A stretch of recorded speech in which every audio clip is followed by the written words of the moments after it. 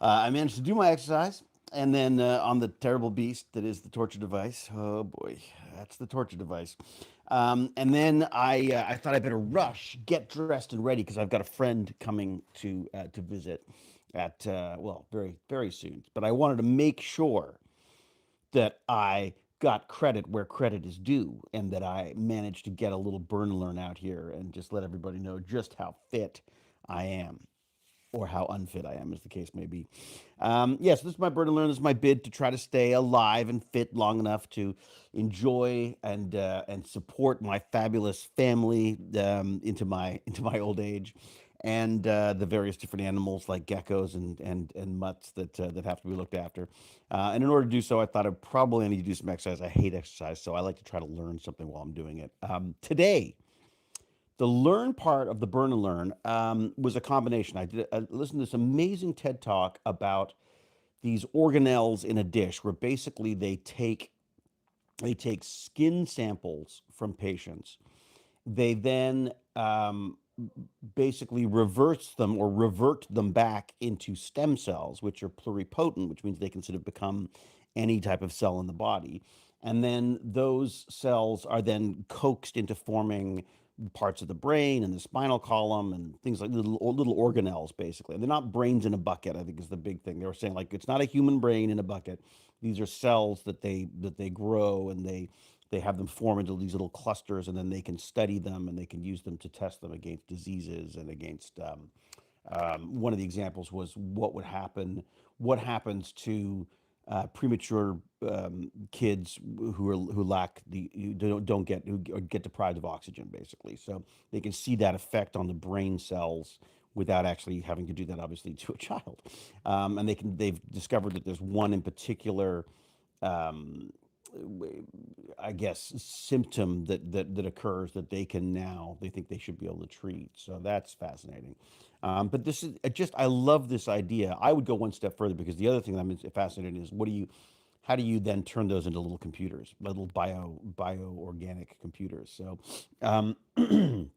yeah, this was a TED talk I listened to. That was the learning part, and then I was supposed to be listening to this thing about this new green hydrogen, because I'm fascinated by the concept of this of hydrogen powered stuff. Although that may not be necessary anymore now with these new nuclear batteries that can last for 50 years or whatever. So I mean, maybe that's the way to go. And so I was going to be listening to that. That was my next thing to listen. But something screwed up with the podcast. I don't like to mess with it. Like when I'm on that rowing machine, I'm rowing. That's it, just straight ahead. And So it clicked back into my twit this week in tech stuff. Although I got to say that was interesting as well, because it was talking about how much percentage of the internet, my interwebs, how much of that is now AI content. And they were saying this. I mean, obviously, I don't know how anyone would actually know that. Apparently, they're sending out AI bots to figure out what's AI and what's not. But it was still, they were still clocking it at like 48%. And that this, the way things are going, we're not going to be writing content for humans. We're going to be writing content for these large language models. Like, so we're going to sort of we're going to have to tailor our our websites, our content, and everything towards these large language models, so that we can then, that's the sort of the new search engine type thing. But I don't know. I'm too old. I think I'm out of the rat race on this stuff. Hello, everybody. Good morning. Xena76, John Brewer. How are you, man? Darth Piran, ask AI how much AI is on the internet. Yeah, exactly. Exactly. Ooh, there's a message held for review. What does that mean? Chat messages held for review can be seen by you but are hidden from the public. Let's see what it says. Okay, and it says, oh, can I just view the message? Okay, I got it. Can I? Ah, I see. Nuclear is clean and safe, and I'll die on that hill. We could show that. That's fine. I wouldn't be able to show that. Yeah, I mean, they all have their inherent dangers. I mean, if you look at the damage done by fossil fuels over the years, I mean, this we've done a fair amount of damage. It may not all happen in one spectacular, nuclear spill or whatever, but I agree. I mean, I think it's ridiculous that we're not using more nuclear power, and I think a lot of the lot of the counter information is apparently coming from the oil companies anyway. So now I cannot talk for long. I apologize for this. I've done my exercise. I've showered. I've brushed my teeth even, because I've got a friend coming over, and my wife is downstairs screaming at the television because, of course, Arsenal is playing right now. That is a game where grown men kick a ball around a field, and it's, you know what? It's actually remarkably entertaining, especially when your son and wife are into it as much as mine are. So that'd be great. Gets around any ethical worries about harvesting stem cells directly. Yeah, that's it. Noah Kujawski. I mean, it's a bit of a shame that we can't use the stem cells we've got. But there's so many issues there. The fact that we can now sort of revert cells back into these pluripotent mode. I mean, I've got friends. My friend Joe at the Open Discovery Institute is doing this stuff at home. I mean, he's not doing it at home. He's creating kits that people can literally do this at home, like work with stem cells at home.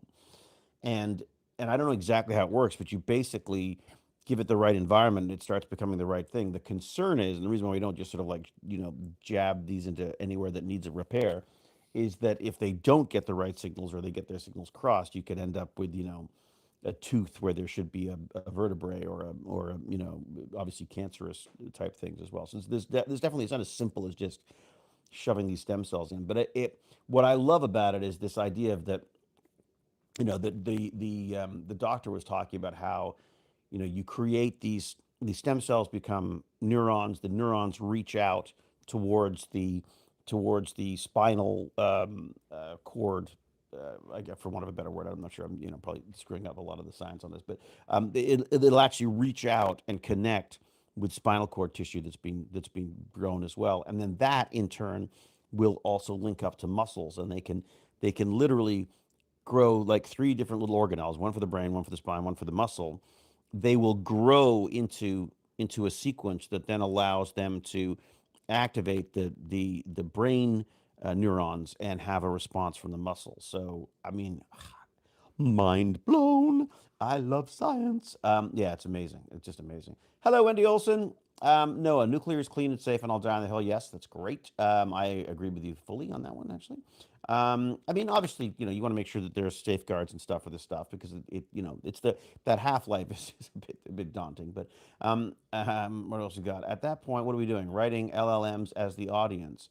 Well, no, I think the point was about this writing for LLMs rather than writing for people was just that in a similar way that we do. I mean, if you look at the HTML now, a lot of it is machine code, anyways. A lot of it is code for JavaScript or for cascading style sheets. It's all stuff that is basically for the browser to work out and metadata and all this kind of stuff. It's not really human readable, anyways.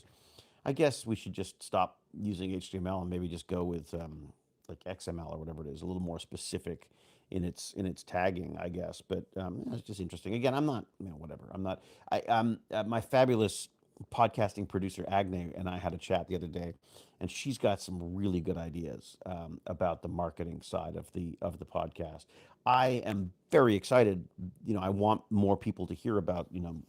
I'm with Stargate Genius, of course, but and to talk about to get the science stuff going. Science Dave, as my friends call me, and I really want that to happen. But at the same time, I feel like I don't want to. I'm not sort of chasing. I'm not chasing that particularly, other than just to get word out. You know what I mean? I don't. I think it's a bit of a rat race trying to get into this whole followers and stuff. I've tried that myself, and I've got myself all worked up about that stuff. And I just, I'd rather just. This is my joy. I get to. I do my exercise, which is hell. I learn something while I'm doing it, and then I get to pontificate about it here. Normally much sweatier than this. Normally I don't look nearly as glowingly washed and prepped as this. But and I'm coming in on 10 minutes, so I should probably get ready to go because I've got, as I say, I've got a wonderful old friend coming to visit, and we're gonna probably walk the dog and watch a little football and drink a lot of coffee. I'm hoping because God, I need that. All right, can replicators be replicators? Of course, replicators. Can replicators be? I missed it. Where's it go? Where'd it go? God damn it! Do that. I've got this not very small screen to be doing this. Yay, Arsenal! Well done, Marty Drake, UK. Jane likes rugby. Who knew? Well, Jane does like rugby, actually. Um, but soccer seems to be the soccer. Oh dear, I've just done it, haven't I? Stuck my foot in it. Football is her favorite. Stem cells. Opal Mist. Hi David. How did the trip go to the Netherlands go? You looked really excited in the videos and posted a few days ago. Oh my God, Andreas Sky Megalodos. It was brilliant, like absolutely brilliant. If I could declare myself Dutch, I would. It's an extraordinarily wonderful place. Agne and her fabulous husband Antonio were so inviting and showed us all these amazing places and told us all these restaurants to go to. We went to The Hague, we went to Amsterdam, and we went to Leiden, and of course Estec with Isa, and just the people I've met. I miss honestly miss them. Honestly miss them already. I could go and live there in a second. Go live there. I could go live on a tulip farm, and visit the Aztec campus every day. They are extraordinarily smart and friendly and lovely people doing incredible space science. And I'm really hoping that in the future I can do some more to help try to get word out and get people more excited about working with them. So sorry, I'm a bit congested today. I sound a bit nasally. Hi, David. Yes, I've done that one. Right. Difference between cancer and a pluripotent cell is not that much. Exactly. Jim the Evo, of course. Jim knows this stuff. Jim is the man on the molecular biology stuff. Yeah, that's always my risk, isn't it? I mean, when they say you're going to grow a tooth in a spinal column, I guess they're basically saying you're going to have a cancerous growth potentially. So, all right. Um, Paul Michael Freeman says, "Hey Dave, good to see you. What you been up to? Oh, all sorts of things.